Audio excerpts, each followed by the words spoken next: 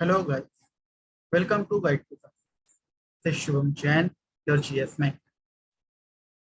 So today we are studying the most important part of the modern history.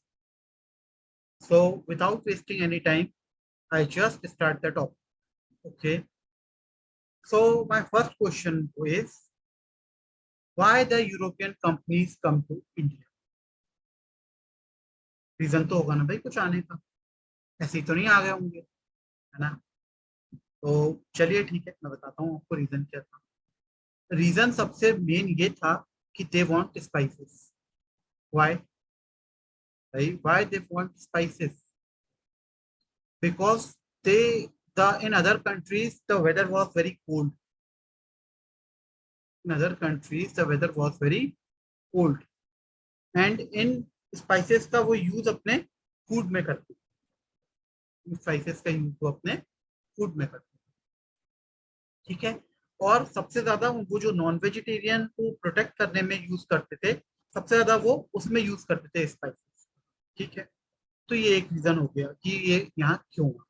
चलिए अब देखते हैं कौन कौन सी कंपनीज आई थी, कौन कौन सी कंपनीज क्या क्या उन्होंने किया और क्या क्या इंडिया में उन्होंने, क्या क्या इंडिया से वो ले गए और कब कब आए थे, कहाँ कहाँ उन्होंने फैक्ट्री स्टैब्लिश करी। तो अपना सेशन कुछ ऐसे चलेगा, मैं आपको पहले बता देता हूँ कि पहले मैं आपको समझा दूंगा। स्लाइड्स जो बनाई है, स्लाइड्स मैंने इसलिए बनाया है ताकि आप लोग मटेरियल के लिए कहीं परेशान, ठीक है। तो अब पहले मैं उनके बारे में आपको ब्रीफ डिस्क्रिप्शन दूंगा, समझाऊंगा and then I will read the slides for you. Is that clear? Okay, ठीक। और ये मटेरियल हर जगह यूज आएगा आपका, यूपीएससी से लेके लोअर पीएससी और सारी जगह, ठीक है, जहां भी हिस्ट्री आती है वहां, ठीक।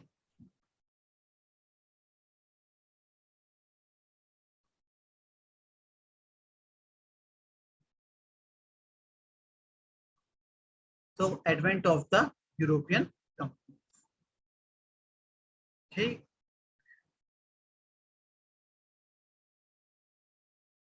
तो आप ये पिक्चर में देख सकते हैं कि ये कैसे कैसे आ रहे हैं। सबसे पहले कौन आया था, तो बता सकता है? I will tell you. सबसे पहले आए थे Portuguese.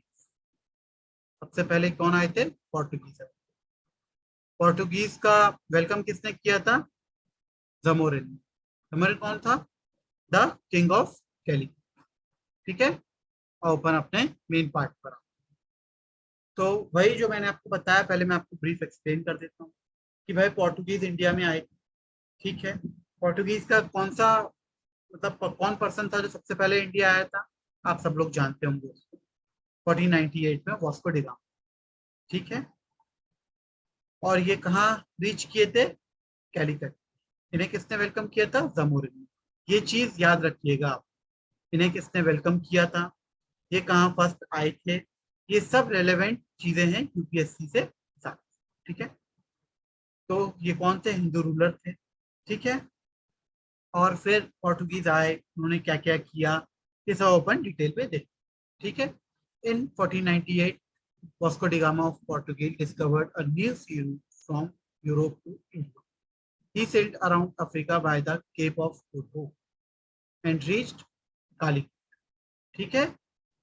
He was welcomed by the Zamorin, the Hindu ruler of Calicut, and returned to Portugal in next year, making huge profit from India, the cargo that was worth 60 times the cost of his expedition. अब ये सब तो आप समझ गए होंगे, आप लोग काफी इंटेलिजेंट हैं, कि जब वो यहाँ आया, जमोरिन ने उसको वेलकम किया, ट्रेड पास सब कुछ दिया, और उसने 60 टाइम्स प्रॉफिट बनाया। कितने टाइम्स? 60 टाइम्स प्रॉफिट बनाया, जितना कि उसका आने जाने का एक्सपीडिशन एक्सपेंडिचर हुआ था उससे 60, ठीक है। Is that clear? Okay. Portuguese established trading settlement at Calicut, Cochin and Kannauj. ये याद रखिएगा, इतना याद रखने की जरूरत नहीं है, बट फिर भी इसे दिमाग में रखिएगा कि इन्होंने कहाँ कहाँ सेटलमेंट किए, क्योंकि आगे आप बहुत कंफ्यूज होने वाले हैं। तो let's see. The first governor of Bengal, the first governor sorry of Portuguese in India was Francis de Alvarado. ये बहुत ही इंपॉर्टेंट क्वेश्चन है, सारे पेपर के हिसाब से बहुत बार ये क्वेश्चन आए, ठीक है।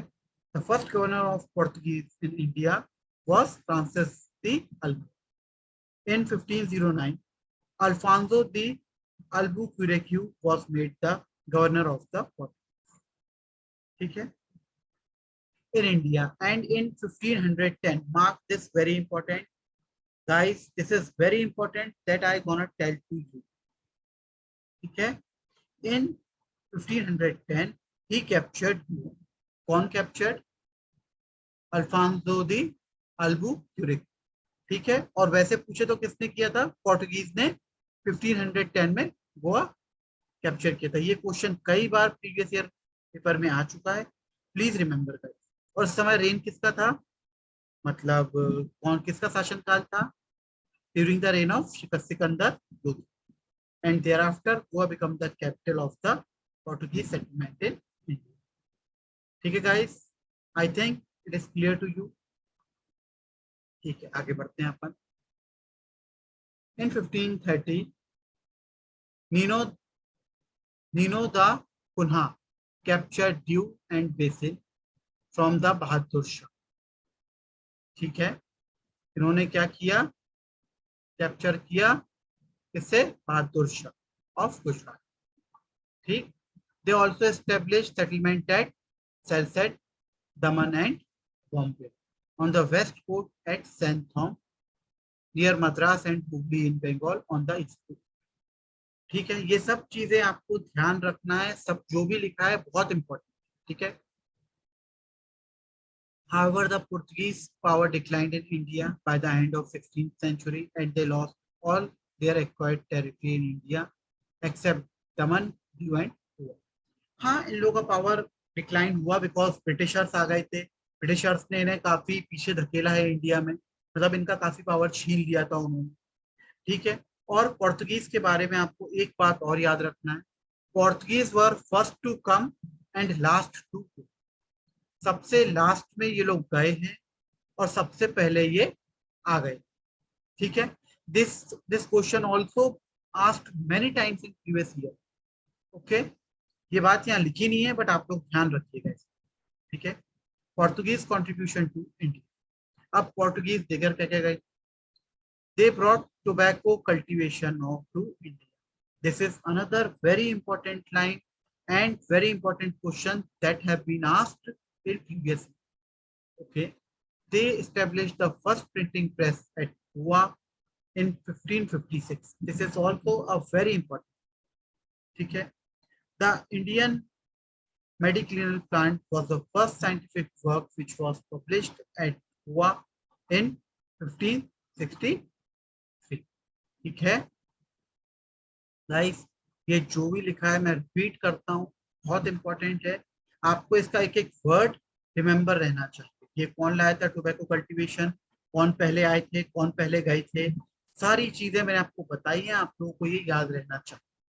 ठीक है, I hope it is clear to you. अब मैं प्रोसीड करता हूँ आगे। अब पहले सबसे पहले कौन आए? पोर्तुगीज। सबसे बाद में गए कौन? पोर्तुगीज। आई होप अब तक ये आपको याद हो। मेरे साथ आप बोलिए ये बात, जब भी आप ये वीडियो देखें मेरे साथ बोलिएगा। ठीक, अब इसके बाद कौन आए? डच। डच इतना रिलेवेंट नहीं है, एग्जाम पॉइंट ऑफ व्यू से बहुत ज्यादा क्वेश्चंस नहीं आते हैं, बट फिर भी अपन उसको बहुत अच्छे से पढ़े। ठीक है, चलिए। The Dutch east India company was established in 1602. Dutch set up their factory at Masulipatam in Andhra Pradesh. They also established trading depot at Surat, Roach, Cambay and Ahmedabad in Gujarat in West India. ठीक है, as you all know, Cochin in Kerala, ठीक है, Chinsura in Bengal, Patna in Bihar and Agra in UP. ठीक है, Pulikat Tamil Nadu में, ठीक है, was their main center in India and later it was replaced by Nagapattinam. ठीक है, in 17th century they won over the Portuguese and emerged the most dominant power in European trade in East. Okay, they dislodged the Portuguese from the Malay Strait and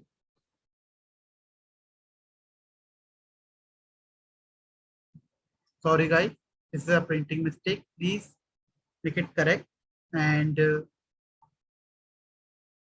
यहाँ Dutch होगा, ठीक है। This destock the Dutch from the Malay strait and the Indonesian island and in 1623 defeated English attempt to establish themselves there.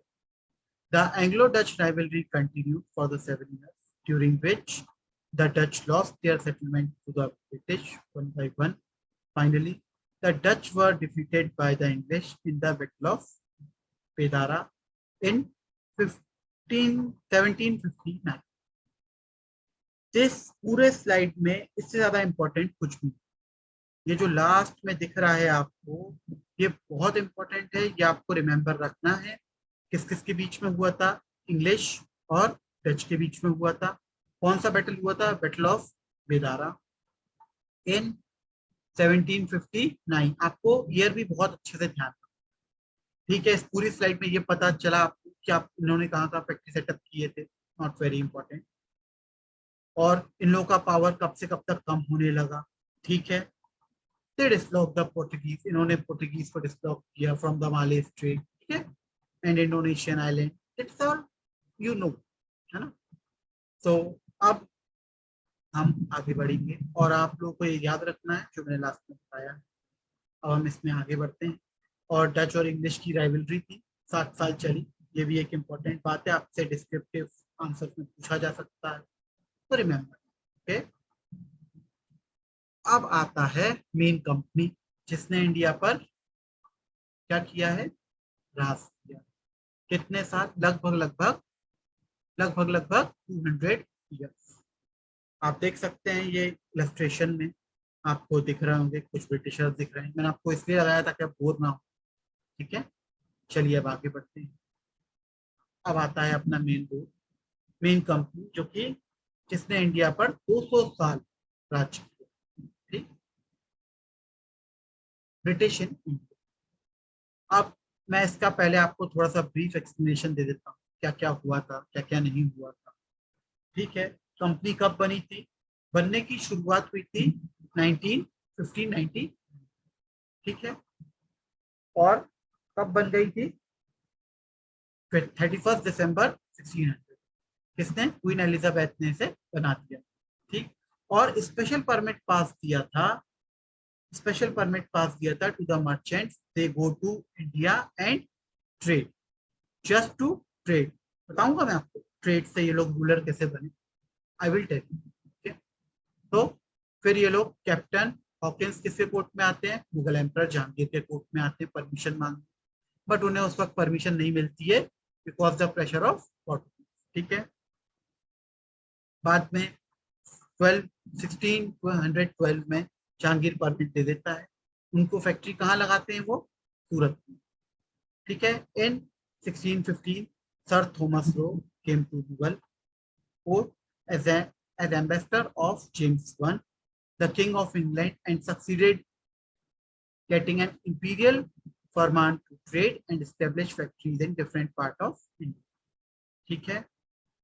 Thus by 1619 the English established their factories at Agra, Ahmedabad, Baroda and Roch, ठीक है guys. I hope कि ये सब आपको clear होगा, ठीक है। I hope कि ये सब आपको क्लियर, ठीक है। अब यहाँ मैंने कुछ छोड़ा तो नहीं है, एक बार देख लेता हूँ। देखिए ईस्ट इंडिया कंपनी की फॉर्मेशन की शुरुआत कब हुई थी? 1519, यही सब लिखा हुआ है, एक बार मैं पढ़ देता हूँ। हम the English association of companies to trade with the east was formed in 1599 under the auspices of the group of merchant known as the Merchant Adventure, जो कि मैंने आपको बता चुका है।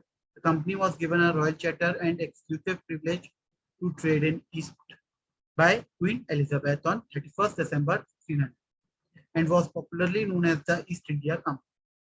In 1609, Captain William Hawkins arrived at the court of Mughal Emperor Jahangir to seek the permission to establish an English trading center at Surat. But उन्हें permission नहीं मिलती है, as you all know. But it was refused by the emperor due to pressure from the Portuguese. Later in 1612, Jahangir permitted the East India Company to set up at Surat. In बाकी मैंने आपको बता दिया था, ठीक है।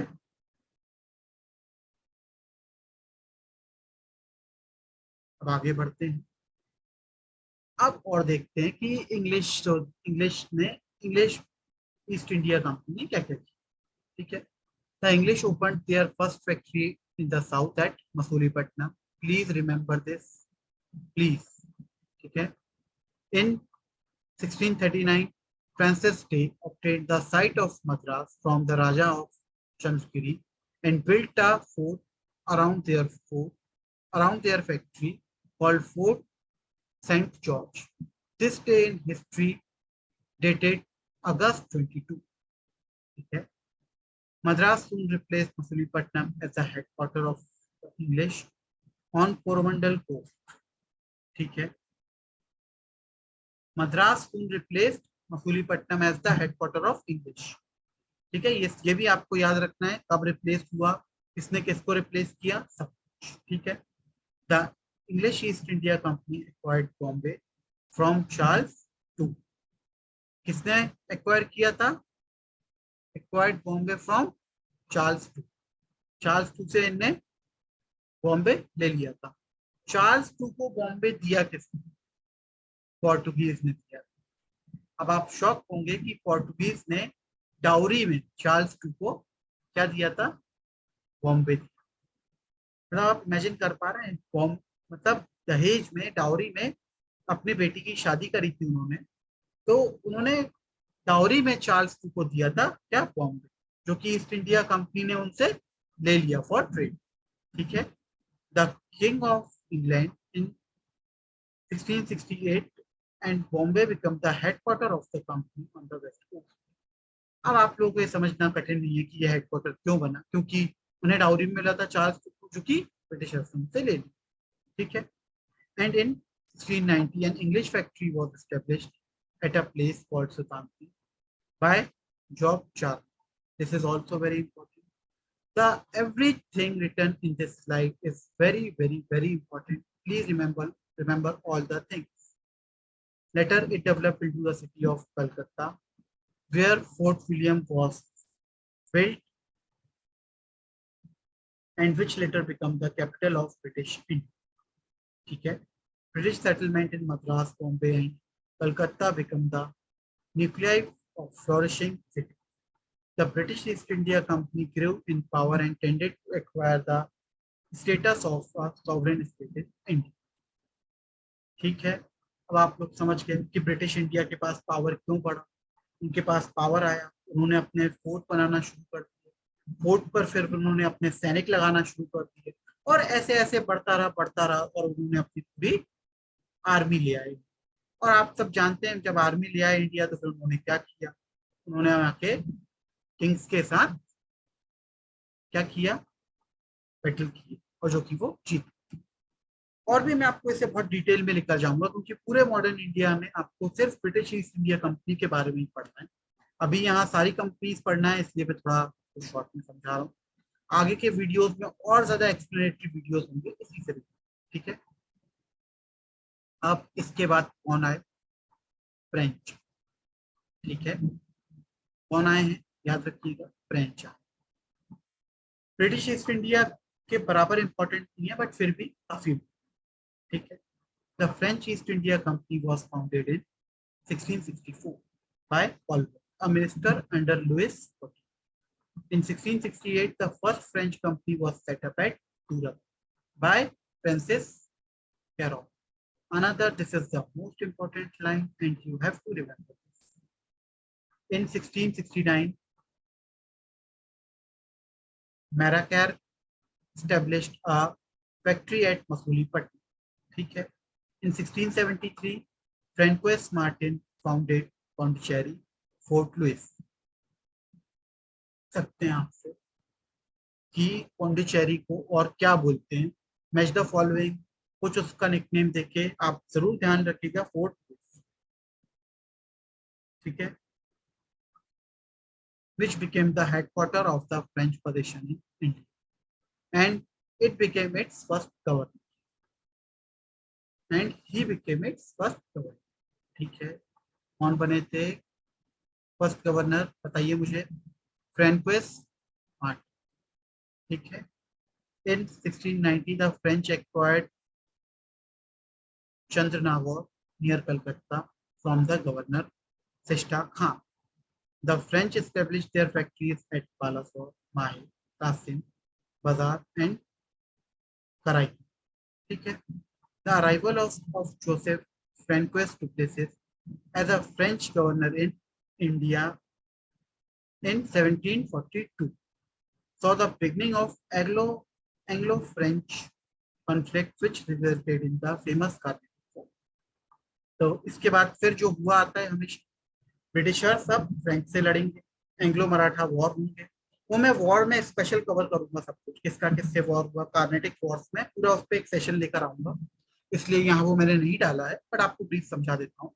French Anglo और French लड़ते हैं, उसमें एक माहे एक जगह होती है जहाँ ये लोग लड़ते हैं जिसपे, तो लोकल राजा का सपोर्ट लेकर लड़ते हैं ये दोनों से एक दूसरे से, और कभी फ्रेंच जीतते हैं कभी इंग्लिश जीतते हैं, that is not important. But in the battle of Bedara, please remember, इसमें लिखा नहीं है, मैं आपको ऐसे ही बता रहा हूँ, जहां पे भी आप इसको देख रहे हो please write in the battle of Wendy wash.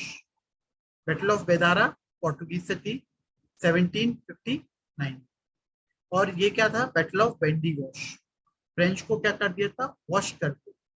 ये मैं आपको याद करने के हिसाब से टेक्निक बता रहा हूँ, इन्होंने फ्रेंच को वॉश कर दिया था इन battle of Wendy wash in 1761। Please note it down very careful.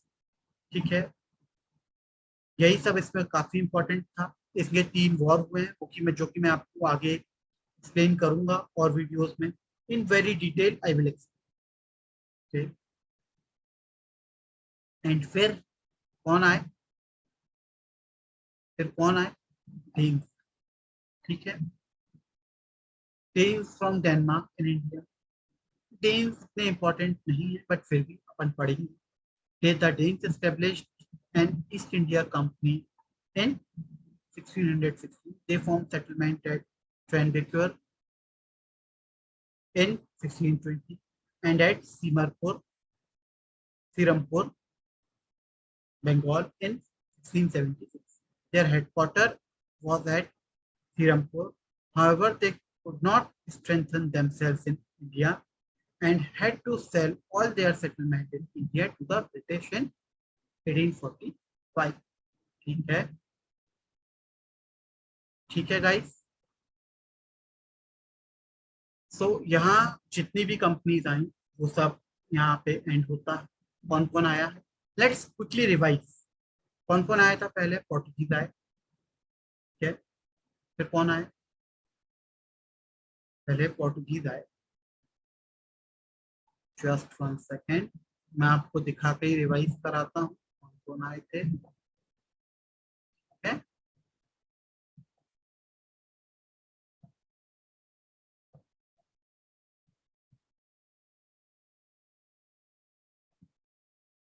Guys आप ऐसा मत समझिएगा मुझे याद नहीं था, मुझे याद है, हमेशा तो कुछ याद रहता है, बट आप लोगों को कन्वीनियंस हो इसी। ठीक है,